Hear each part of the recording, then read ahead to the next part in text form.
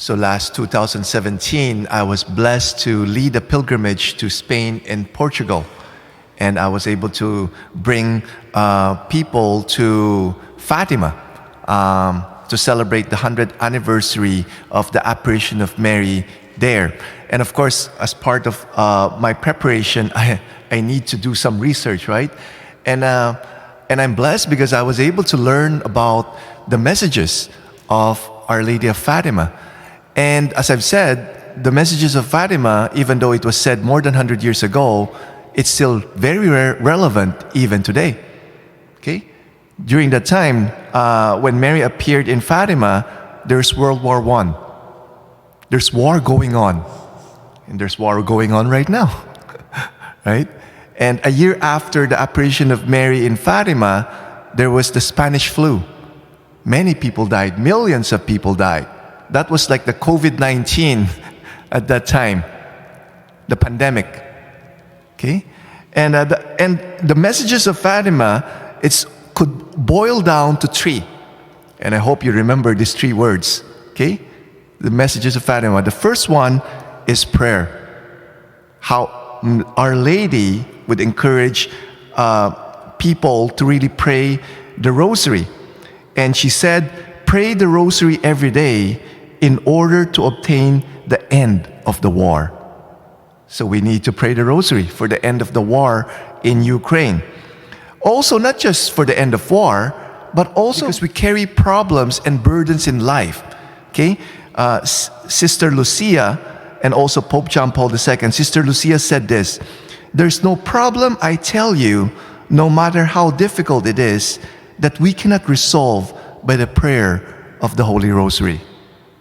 Okay? So as we experience problems in life, pray the Rosary. It will be resolved.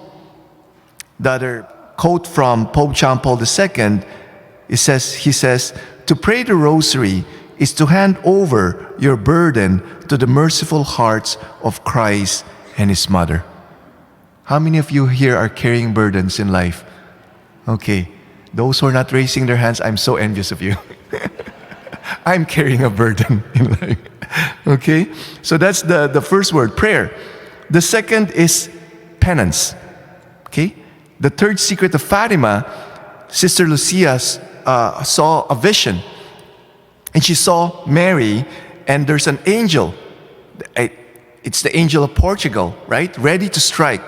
Sister Lucia wrote this, "Our Lady radiated towards him," the angel, "from her right hand, pointing to the earth with his right hand.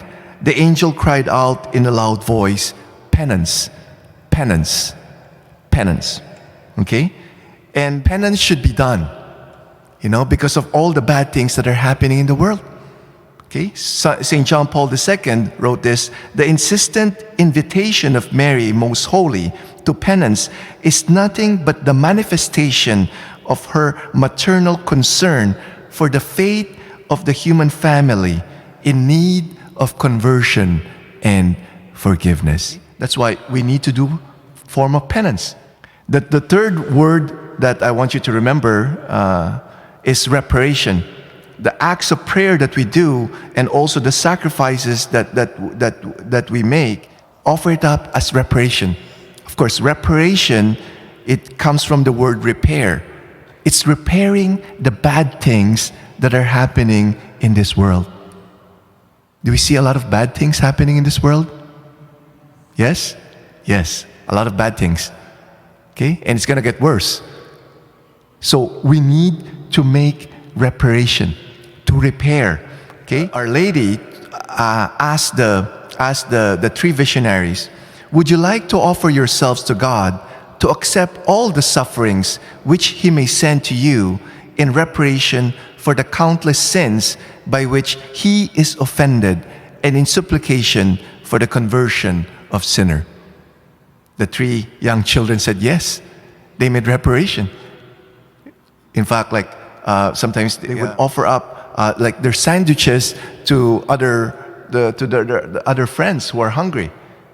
Okay, and if you read the story of the three visionaries, how they made prayed, how they made penance, and also how they made reparations. It's so inspiring. As we offer up our prayers and sacrifices, this is a beautiful prayer that we all could say.